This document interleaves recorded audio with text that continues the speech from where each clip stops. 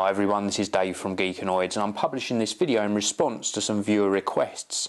Just recently I had this new Virgin Media Tivo box installed. Just a very quick background on why I got this installed. You can see I've got just over here in my setup a Sky HD box, and I was on a special promotion with Sky, and they put my subscription rate up to, I think it was around about £45 a month, and I just couldn't afford to do that. I can't afford to spend £45 a month on television. So I'm already with Virgin for my broadband, so I managed to get this box for £24 a month, which includes the additional £3 for the Tivo service, because they charge a little bit extra for that. So going down from about £44–45 a month to £24 a month for this box certainly made sense. What I'm going to do in this video is just give you a very quick look around the box, and then I'm going to put it back in my installation and show you the actual user interface. So starting with the front of the box here, you can see looks rather nice, rather swish. We have got a power on off button here, a couple of LEDs which I think are located just under here. We've also got, if I give you a close-up on that, we've got a home button, TV button, back, back, up, down and forwards, and an OK, and that's for sort of going through your menus. You've got a direct record button here as well. And it looks like a nice sort of design, really nice design. Plenty of vents on the top and on the sides as well, so we've got plenty of vents there. And let me just show you around the back. I'm going to cover up my serial number. I don't know why I do that on products, but there you go, that's just me. So we have got on this side the input for the feed for the cable. We've also got a SCART socket, HDMI socket, a test port here for engineers. We've got an optical out, we've got two USB sockets, an Ethernet socket, power input, we've got a master on-off switch over here, and then this is where the viewing card goes, just in the back there. You can see it just here. This is actually a 1 terabyte box, and they also do a 500 gigabyte box as well, but this is the 1 terabyte version. And again, because I was an existing customer, I think I got this for £49 instead of the regular £149. It was also free installation because I was an existing customer. So your offer that you might get if you decide to go for Tivo might vary. So let's get this plugged back into my setup, and then I'll come back to you with a quick look at the user interface. Okay, so I'll give you a very quick look at the remote control first of all. This is the remote you get with the Virgin Tivo box. I'm not sure if they include this with any of their other boxes as well. It's quite a nice remote, nice shape to it. It's got all the buttons that you would require on it, and this is something new for me because this isn't actually on the Sky Plus box, but we've got a thumbs up and thumbs down button. And what you do with this is you can actually thumbs up programs as you're watching them. And the more thumbs up you give, it actually can give you recommendations on other things to watch. So that's really cool. Now I will take this remote out of view now and then show you the user interface. And what I'm going to push is the actual TV button, just here, TV button, and that brings up the program details of what actually playing at the time. We get this sort of progress bar across the bottom here. We can also push the info button. That's this one just underneath the TV button here, and this gives you more details about the program. And if you push that info button twice, then it actually disappears. So we've got a way of getting some extra information up on the screen.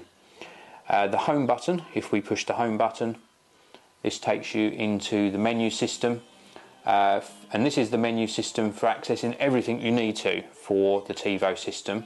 Up at the top we've got this discovery bar, and the idea behind this discovery bar is you can actually sort of see what other programs are being recommended to you. So that's really cool. We've also got the TV guide, which I'm on at the moment, and we can flick across to all channels, favourites, HD, movies, sport, kids, movies, sport, kids, music, news, lifestyle, documentaries, radio, shopping and international. You can't scroll off the bottom of the list, you do have to go all the way back up to the top again. And if I want to select something like my favourites, I can go into my favourite channels, and this just lists the ones that I've actually saved to my favourites, which is really cool.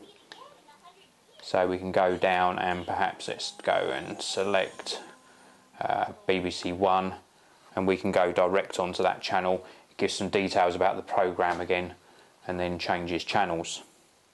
So let's push that home button again. I'll show you what else is in the menu system. We've got catch up and on demand. So we can do catch up TV, movies on demand, music, TV choice, more on demand and current rentals. We've also got search and browse, so we can actually search for content. We've also got my shows and recordings, and it's in here that you can look at what recordings you've got planned and your series links, etc. And also things that have gone wrong perhaps during a recording. Now, something that the Tivo does is it actually learns what you record. So if you have been recording something continually and you forget to set it to record, the actual Tivo box should remember that and record it for you. Now, I haven't had it long enough to test how that works. Let's have a look in my planned recordings, and this should show that I've set one for The Apprentice. So it's set to record The Extra Apprentice on the 7th of the 7th, which is today, and it's also got another one planned in for next week as well. If I push to the left, it goes back one stage in the menu system and back to this screen here. Now I'll go down one more. We've also got apps and games, so we can go across and select that, and in here we have got some of the apps. You do have to sign up to a Virgin Media apps account to access these, but you've got things like BBC iPlayer, Harry Potter, eBay, Twitter, very cool, Weather Celebrity, Photo Gallery, which pulls in from Facebook, Flickr, Picasso, and a Virgin storage system as well, and also a Who Wants to Be a Millionaire game. Now we go back out and we've got a help and settings menu, and in here we can gain access to help, settings, parental controls, purchase controls, messages, system info, and clear or reset. If I go into settings, I'll just show you this very carefully, and this is the only thing I was disappointed about. If we go into video output, it's currently set to 1080i, and my TV set is a 1080p, a progressive scan television.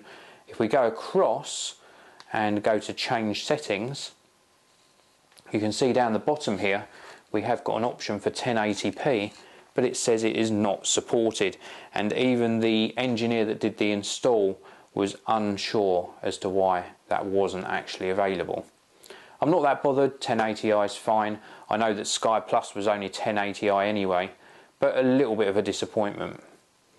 The other thing I haven't worked out how to do yet is on this top bar. You're meant to be able to select things from this top bar, and I can't. Oh, here we go, I've got up to it now.